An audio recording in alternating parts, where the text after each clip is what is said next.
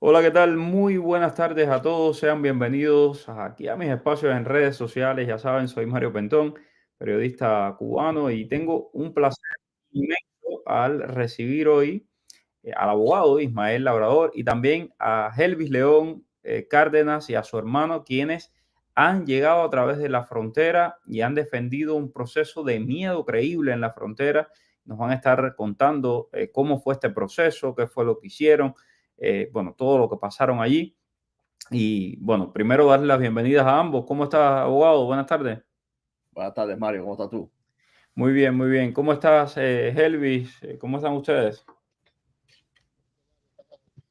Bien, gracias a Dios.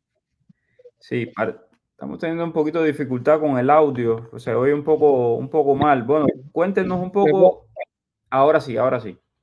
Ahora, bueno, ahora te escucho mejor, pero parece ser que perdimos la conexión. me- Bueno, a ver, ¿me escuchas ahí? Bueno, parece que no tenemos buena conexión. Sí, yo Ok. yo sí lo escucho bien. Ah, bueno, perfecto. Cuéntanos un poco cómo fue este proceso de miedo creíble, cómo entraron por la frontera. Háblanos un poco, danos tu experiencia, por favor, adelante. Bueno, Mario, mira, nosotros entramos en la madrugada del 1 de diciembre. Entramos exactamente a las 2 de la madrugada. Allí las patrullas nos llevan a un centro que nos hacen una revisión de todo, de los documentos que traíamos encima. eh, y, y simplemente nos hacen una estancia y nos explican que íbamos a tener una llamada telefónica, después íbamos a tener un encuentro con un oficial de asilo que nos iba a hacer una entrevista. mm, Y bueno, esa entrevista nos la hicieron en las primeras 24 horas, nos hicieron esa entrevista. Después a las 72 horas nos hacen una nueva entrevista, eh, fuera de lo que era de lo que nosotros veníamos huyendo de Cuba, ¿no? Y se trataba como de México, de por qué no nos habíamos mantenido en México. Y, y bueno, realmente después de esa entrevista estuvimos aproximadamente unos 5 días, 5 días. 5 días esperando una respuesta, y la respuesta fue negativa. Fue una respuesta negativa que lo que nosotros habíamos dicho en las entrevistas no era aceptable para un medio creíble, que necesitaba, que en realidad no tenía argumentos para un medio creíble, Ok. y, y que podíamos tener la opción de apelar. Claro, apelamos porque no creo que me iba a quedar yo esperando a una decisión de alguien que en real nunca me vio, ni yo lo vi a él. Y ahí fue donde mi familia toda se movió buscando un abogado, porque realmente no nos dicen que el abogado no es necesario, pero el abogado es la persona que te instruye y te dice lo que tienes que hacer, lo que tienes que decir, porque realmente son preguntas que a veces tú ni las esperas que te las van a hacer, y no sabes cómo se basa ¿cómo diría yo? El hilo de la conversación, de la entrevista. Entonces, mi familia aquí en Estados Unidos llamó a muchos abogados, llamó a muchos abogados. Mi familia en Cuba contactaron como con 3 firmas de abogados también. Y todo el mundo decía que sí, que cogían el caso, pero cuando le decían que era muy poco tiempo, que simplemente habían horas. Era, bueno, yo tuve la respuesta un sábado. Los sábados no se trabaja, los domingos no se trabaja. Y el lunes ya tenía, mi hermano tenía la entrevista entonces eh, con la jueza. Pues, No había un tiempo muy apropiado para hacer lo que hacía falta hacer. Y, y entonces yo tengo un primo que está también en un proceso de migración, ya lleva años, ya lleva un año y tanto aquí, y él está con la firma de Gallardo. Y entonces la abogada Dianelli, que es la que lo lleva su caso, fue la que tomó el caso de nosotros, de los dos, sabiendo que no había acá prácticamente tiempo. Ella eh, llamó a la jueza y le pidió un tiempo para la corte, bueno, la entrevista con la jueza de mi hermano, que era el que le iba a tener ese mismo lunes. Y yo la tenía el martes. Y me pude comunicar con ella como en las horas, como a las 7:30 de la noche aproximadamente. Y ahí entonces ella ya tenía mi caso y tuvimos un encuentro por teléfono que pudimos esclarecer, yo por lo menos que tenía muchas dudas. Porque cuando tú estás en un lugar así donde no sabes si es de día, si es de noche, si vas a salir o no, uno como que se siente muy frustrado y las ideas no fluyen bien, no piensas con claridad. Y ella me hizo una conversación bien profunda y me pidió que le contara mi historia de todo. Y entonces ahí yo fui saliendo de aquella frustración y fui buscando las cosas en real donde me había equivocado, porque te equivocas cuando te hacen preguntas que a veces uno no entiende. Y con esto quiero decirle a mucha gente que se deciden pasar por la frontera, que a la hora que te pregunten y no entiendas, simplemente se lo dices, no entiendo, porque una pregunta que no entendiste y que diste una respuesta que tú pensaste que era la correcta, porque era lo que tú, o es lo que te pasa, es real, eh, puede ser que la persona que te hace la pregunta tome esa respuesta errónea y simplemente lo refleja en tu entrevista como que la respuesta De- está mal. Déjame preguntarte, ¿por qué no esperaste el CBP? El gobierno del presidente Biden ha puesto el CBP y dice que es una vía legal para entrar a los Estados Unidos. Tú cruzaste ilegalmente la frontera. ¿Por qué Bueno, hiciste eso? el CBP, yo yo estaba aplicando, llevaba un mes y algunos días aplicando por la aplicación de la CBP One.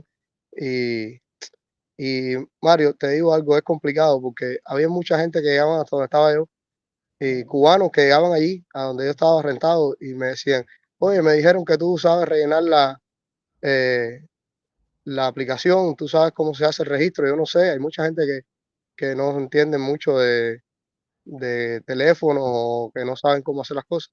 Y yo ayudé a mucha gente, le ayudaba a rellenar sus casillas y hacer sus cosas.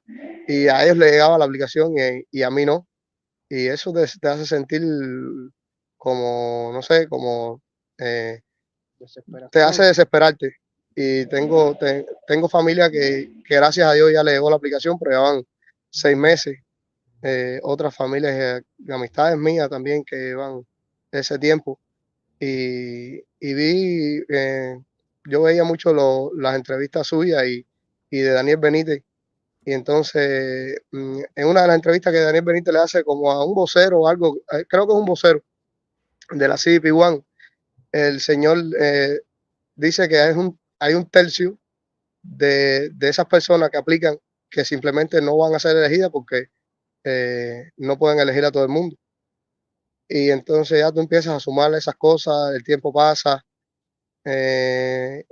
aplicas en diferentes horas porque alguien te dice en esta hora, en esta otra hora, haz esto, haz aquello. Realmente lo que hagas para que te llegue rápido eso es mentira. Tienes que Sí, esperar básicamente pacientemente. te Tienes que desesperaste. esperar pacientemente. Y sí, caí en la desesperación y entonces tenía un fin de año que fuera a cambiar algo y nada, tomé la decisión que reconozco que no fue mi mejor decisión porque no pasé unos días muy buenos que digamos. No puedo decir que me maltrataron porque no me maltrataron. El gobierno de los Estados Unidos, muchos de sus policías, que eran los que estaban ahí con nosotros, federales, mm, simplemente no te decían nada. Ellos no te hablaban, no te decían, no podías pedir explicación y ellos simplemente te decían que no. Pero habían otros que eran como más sociables y no te decían mucho, pero conversaban contigo y bueno, te hacían, no sé, te contaban historias de personas que habían estado antes, que teníamos que estar tranquilos, que teníamos que esperar, y, pero no es muy grato. Al menos Claro. yo no puedo decir que fue grato estar ahí. Abogado, este caso, ¿cuánta complejidad tenía y qué estrategia usaron para poder ganar este miedo creíble? Bueno, como bien dice Herbie, lo primero fue el contratiempo y la falta de tiempo que tenía Dianelli, que fue quien manejó el caso de ellos dos. de la A a la Z. Lo primero, como siempre, y como bien comentó él, cuando uno se enfrenta a estos procesos de inmigración que vienen de Cuba, las preguntas son muy complejas, el tipo de pregunta es totalmente diferente a lo que uno está acostumbrado a oír. Es decir, son lenguajes muy técnicos y muchas veces el oficial de asilo te hace preguntas que, aunque tú puedas entenderlo porque son en español, los tecnicismos es lo que te lleva a ti a ponerte nervioso y a hacer preguntas incorrectas. Y nada, como bien dice Herbie, esto tomó preparación de noche, tarde, en la noche, para poder llegar al otro día a la audiencia y obtener el resultado que se quería. Dianelli mostró sus argumentos legales, le hizo sus escritos legales al juez y bueno, finalmente logró demostrar que una de las cosas principales es que ellos son cubanos y no mexicanos, que es algo que está ocurriendo muy frecuente ahora en estas entrevistas de Medio Creíble, que se enfocan en su persecución en México y no en la persecución de Cuba, cuando ellos son cubanos, no tienen ciudadanía mexicana, nunca han residido ni permanentemente, ni siquiera en México. Entonces, eso es algo que hay que demostrarle al juez para que el juez sepa que tiene que hacerle una entrevista basado en la persecución de Cuba, y entonces cuando le hacen las preguntas de Cuba, ya con la preparación y ya con todo lo que ha venido demostrando, hablando con la abogada, entonces ya sencillamente llegamos al resultado y está aquí en Estados Unidos hoy. Elvis, ¿algún mensaje que ustedes quieran darle a los cubanos que en este momento y a los migrantes en general que en este momento los están viendo a través de estas plataformas? Bueno, yo en lo personal a muchas personas le he dado consejos ya directamente, personas que conozco que quedaron atrás, que esperen, eh, un poquito, que ya el tiempo que ha pasado me hizo ver, porque mi prima que está... Sí. Bueno, tenemos un problemita ahí de conexión, pero bueno, básicamente la recomendación de ellos es que esperen. Y abogado, una pregunta, porque Joel Becerra aquí nos pregunta, ¿finalmente les dieron parola a estos muchachos? ¿Con qué estatus salieron de ahí? Bueno, lo que está pasando es que no le están dando un parol. Lo que está pasando es que les están dando un NTA, un aviso de comparecencia, solamente. Ni siquiera parol, ni I-220A, ni I-220B, nada. Le dan ningún documento y para la calle. En total violación de las leyes de inmigración, en total violación de los precedentes legales, que es lo que nos permite ahora pedirle a las personas de ICE, dame el parol que tenías que haberle dado desde el día 1. Y bueno, y es lo que finalmente siempre obtenemos, este parol, porque es un error, vamos a ser bastante garrafal, bastante obvio. No es muchas veces que uno hace argumentos legales sobre las razones humanitarias, los beneficios públicos. En estos casos son errores de ley, violaciones de ley, cuando una persona tiene un miedo creíble ganado, que lo dice inclusive en el NTA, después del cargo de inadmisibilidad, hay una casilla que dice que este NTA es issued, es dado a raíz de haber ganado un miedo creíble. Esto es más que suficiente para que tenga que darte un parol. Las personas que ganan miedo creíble no son elegibles para ser liberados ni siquiera con fianza. Es decir, técnicamente y legalmente deberían estar detenidos esperando el proceso en prisión. Ahí. Ahora, si los liberas, solamente bajo la autoridad de parol, y esto es lo que nos ayuda a poder obtener los paroles eventualmente. Abogado, otra pregunta, y en este caso me llega de Rubencito98. Dice, mi hermano se entregó por Yuma desde el sábado en la mañana. ¿Cómo puedo saber de él? ¿Qué puedo hacer? Tengo cita mañana con los abogados de Gallardo, a ver si lo pueden localizar. Bueno, si está en Yuma, nosotros tenemos todos los contactos de Yuma. Casualmente, estas personas, Elvis y su hermano, los dos estuvieron en Yuma. Y nosotros tenemos la forma de localizar y hablar con los abogados de Yuma, con los oficiales de Yuma, y entonces ya empieza todo el intercambio. Perfecto, así que me alegro, Rubencito, ya escuchaste al abogado. Tengo a Luis Ángel Ramayo, dice que le negaron la I-485 porque USCIS le dijo que aplicó en un momento en el que no tenía parol, su parol llegó después con fecha actual y por eso me negaron. ¿Qué puedo hacer? Bueno, volver a mandar la aplicación. Ok, perfecto. Seguimos por aquí. Muchísimas gracias a Tamara López, la primera siempre en comunicarse, en conectarse. Gracias a todo el que pueda compartir este video. Se les agradece muchísimo para que llegue a más personas. Hoy les compartía este testimonio muy cruel, muy cruento, más que cruel, de una abuelita cubana que está desesperada buscando a su nieto, que cruzó el río de manera ilegal y ha desaparecido. Es un cubano. Escuchen Mario, ustedes. mire, usted es la única persona que me puede ayudar, por favor. Es mi nieto, se llama Alejandro Díaz Albertini. Estamos desesperados porque él salió el jueves sobre las 3:30 de la mañana, pero la migra de México le cayó atrás y se tiraron por una zona alta que no conocían. Ahí uno de los del grupo dice que a él se le fue la mochila y fue a cogerlo y se le soltó y ya no lo vieron más. Entonces ese video que le mandé, que dice que el día 25, ayer encontraron un cuerpo de un cubano, es lo que queremos saber, que nos confirme, que averigüe, por favor. Tiene 28 años, se llama Alejandro Díaz Albertini, salió de ahí de Matamoros como a las 3:30 de la mañana, amanecer jueves, ya en jueves. Por favor, ayúdenos, Señor. Bueno, son casos para que vean que no todo el mundo lo logra, no todo el mundo tiene la suerte que tuvo Elvis y su hermano. La inmigración ilegal, nunca se recomienda, es muy peligroso. Ojo con eso. Me pregunta por acá Luis Ángel Ramayo que si puede apelar su petición, su I-485. Todo depende si estás dentro del tiempo. Si estás dentro del tiempo, sí. Mario, buenas tardes. Mi familia y yo fuimos patrocinados en enero. Éramos 4, a 3 de ellos los aprobaron a los días y yo todavía. ¿Es normal siendo del mismo núcleo familiar? Sí, es normal. Desafortunadamente es normal. Buenas tardes. Un matrimonio con 2 niños con parol y permisos de viaje. De los 4 aprobados, ¿deben viajar todos juntos obligatoriamente si la madre y las niñas están en el grupo de viaje del padre? No, no tienen que viajar todos juntos, a no ser que sean de otras nacionalidades y las niñas no pueden viajar solas, por supuesto. Quería saber si tiene algún problema, que yo tengo un primo que ya le llegó la cita hace 2 meses, la perdió, o sea, la tuvo que cancelar y está ahora en mi registro de 6 personas. ¿Tendrá algún problema eso para que nos llegue la cita? No creo que eso tenga problema ninguno, ¿no? Estoy en México, soy de Cuba, aplicando la cita de CBP One y tengo el parol humanitario puesto de aquí con un grupo de Cuba. Si me llegara la cita de CBP One y me fuera, ¿afectaría a los del parol humanitario? Nada que ver. Ok, seguimos por acá. Ya lo leí. Entré con parol de 60 días en el 2022. Ya apliqué para la residencia y me tomé las huellas. ¿Puedo sacar mi licencia de conducción?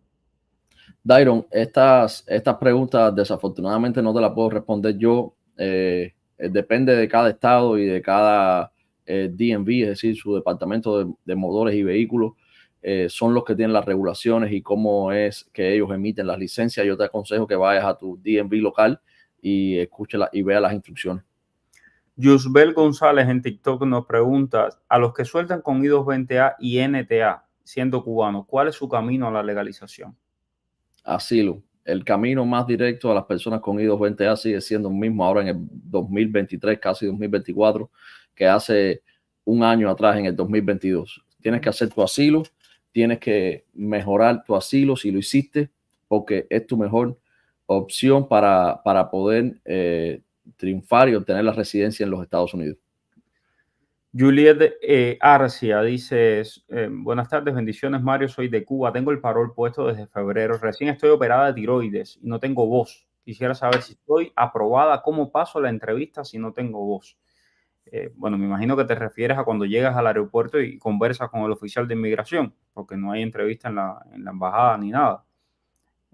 No sé, me imagino que puedas hablar con el oficial o escribirle al oficial, decirle que estás en esta condición médica, ¿no, abogado? Sí, claro, por supuesto. A esto tienes que esperar y escribirle en un papel, escribirle un texto o algo para que sepa que tienes esta condición médica.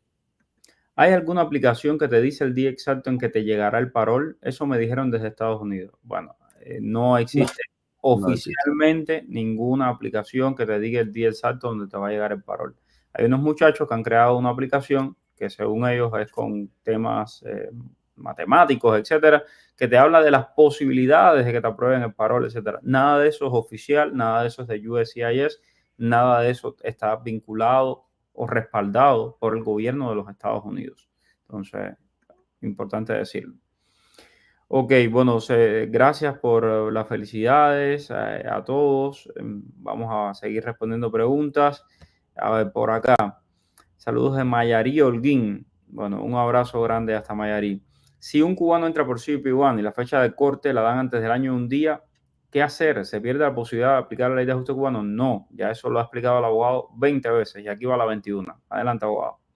Si entras con CBP-1, tú eres un arriving alien, vas a tener tu I-94 y muy posiblemente tengas un paro de 2 o 3 años.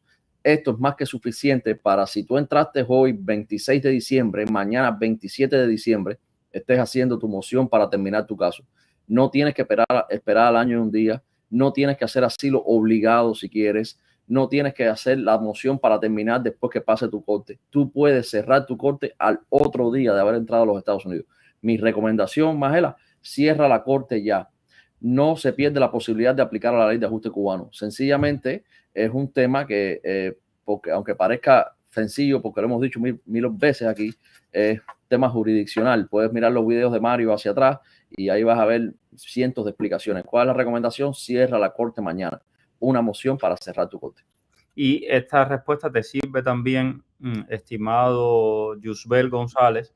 Él pregunta si el asilo es en corte o con USCIS. Eso depende del tipo de I-220A que te dieron, ¿no? Y de cómo, si tienes corte o no tienes corte. Si te dieron corte, pues tu asilo es con la corte. Si no te dieron corte, tu asilo es con USCIS. ¿Estoy en lo cierto, abogado?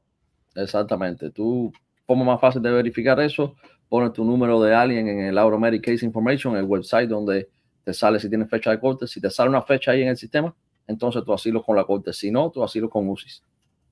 Hola, Diana Aguilera escribe la pregunta y con mucho gusto la leo. Tengo por aquí a Liubenis Leiva y quiero hacer énfasis en Liubenis Leiva. Buenas tardes, Mario. Quisiera saber si una persona con I-220A puede pedir un permiso de viaje para ir a Cuba. Liubenis Leiva y todos los cubanos que entran con I-220A. Estoy cansado de decir lo mismo y se los repito de nuevo. No vayan a Cuba. Tú, Liubenis, no es contigo específicamente, es con todos mis compatriotas cubanos que siguen con la idea esta de que no tengo que ir a Cuba porque hay una situación familiar y sin mí no puedo ir a Cuba y sin mí no se va a resolver la situación familiar. Dependen de mí para todo. Señores, van a perder su estatus migratorio en los Estados Unidos. Mis gentes cubanas no tienen idea de lo mucho que le cuesta a una persona de cualquier otro país llegar a este país y tener un estatus migratorio. Hay 3 cubanos que se fueron para Cuba y ahora andan reclamando desde allá diciendo que no pueden venir, que no sé qué, I-220A igual. ¿Para qué te vas si eres I-220A? ¿Para qué te vas si tienes un parol? Después te vas a lamentar, después vas a suplicar que te dejen regresar y no vas a poder. Esto es mi pan de cada día. Gente que no sé por qué, no sé qué tienen en la cabeza y se van para Cuba. Pero bueno, abogado, adelante. Sí, Liubenis, exactamente. Me hago eco de las palabras de Mario completamente. Pero bueno, técnicamente y legalmente, tú no puedes viajar si no tienes una residencia permanente o un permiso de viaje. Este permiso de viaje tampoco te lo van a dar si tú eres una I-220A. Con un asilo, tampoco te lo recomiendo que lo hagas. ¿Por qué? Si tú estás pidiendo asilo porque tú estás perseguida en Cuba, ¿cómo tú vas a pedir un permiso de viaje para ir a Cuba, país del cual tú saliste huyendo? Entonces, ¿entiendes? Ahí es donde está todo y cómo tú tienes que analizar la situación. Pero con I-220A no puedes salir de Estados Unidos. No puedes salir de Estados Unidos ni siquiera con un permiso de viaje porque tú no tienes un estatus legal.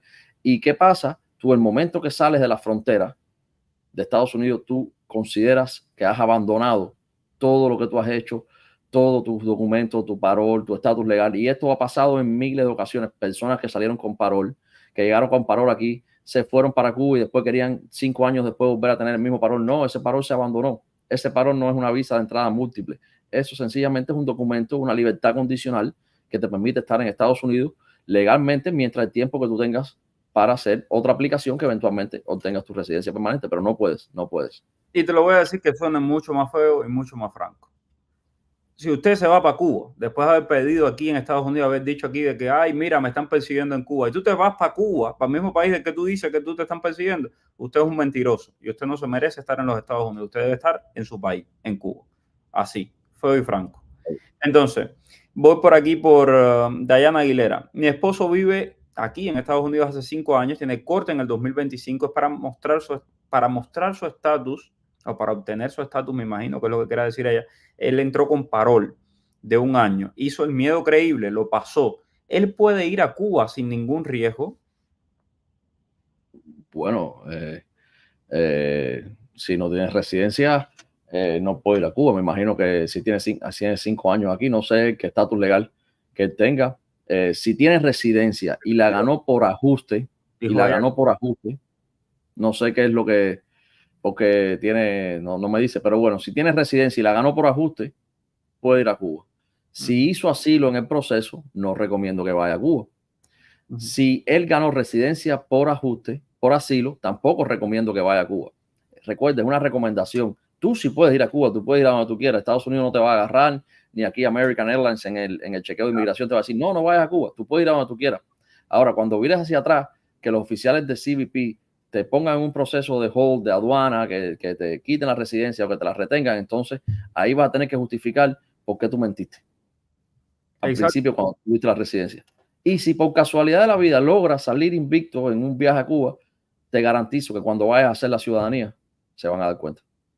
Y entonces después vendrá el llanto y el crujir de dientes, dice la escritura. Así que ya saben. Hagan las cosas bien, no se metan en candela, no se enreden. Bueno, un matrimonio con 2 niños, este lo leí. Tengo por aquí a este muchacho que tiene a su hermano ahí me dice aquí D'Ángel Roque.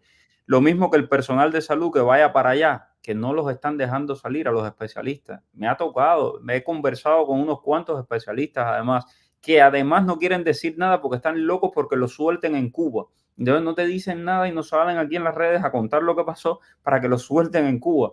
Pero en realidad está sucediendo que especialistas, cuando llegan a Cuba, los dejan entrar y después les dicen, no, usted está regulado y te metes 3 meses en Cuba. Pierdes trabajo, pierdes rentas, pierdes todo. Entonces, ojo con eso. Yo entiendo de que hay familia, yo entiendo de que, pero caballero, piensa en las cosas. Entonces, bueno, gracias por acá. Vamos a ver. Hola, tengo parol desde el 18 de febrero. Estoy en México. ¿Cree que debo hacer? Si me aprueban, actualizar mi ubicación. No tienes que actualizar la ubicación, nena. Cuando te llegue el parol, haz todo el proceso y desde México te dejan salir sin problema ninguno. Cumplí sanción por malversación. Terminé en abril del 23. Trabajo correccional con internamiento en campamento. ¿Tendrá eso que ver con que no me haya llegado el permiso de viaje hace 26 días?